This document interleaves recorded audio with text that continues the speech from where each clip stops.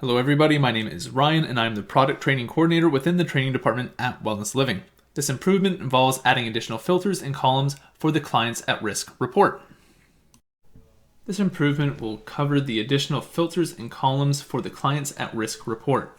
So staff will now have more functionality when utilizing the Clients at Risk report and will be able to see clients with upcoming scheduled visits and those who have active purchase options that are on hold.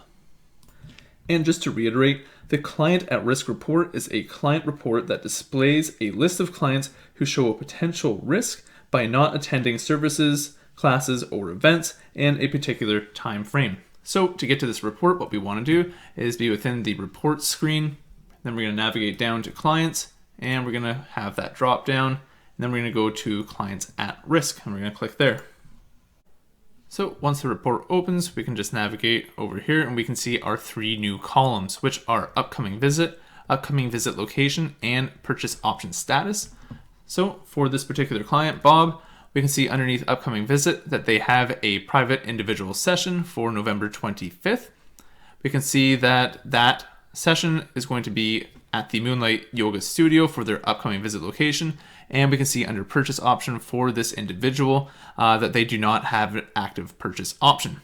Now, if we move down underneath fill up for that client, we can see that they have an active purchase option, but it is on hold. And if we scroll down again for Marissa, we can see that she has an active purchase option that is not on hold.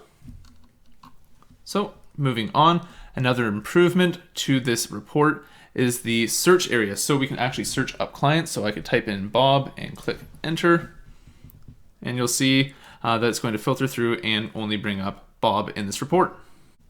And as you can see, like I said, it will search for that client. As long as they're in the report, it will come up.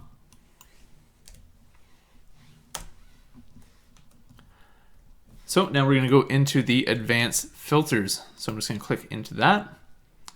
And within client status, we can see we have select all, client with active purchase options not on hold, clients with active purchase options on hold, and clients without active purchase options. So this one is a new improvement, clients with active purchase options on hold.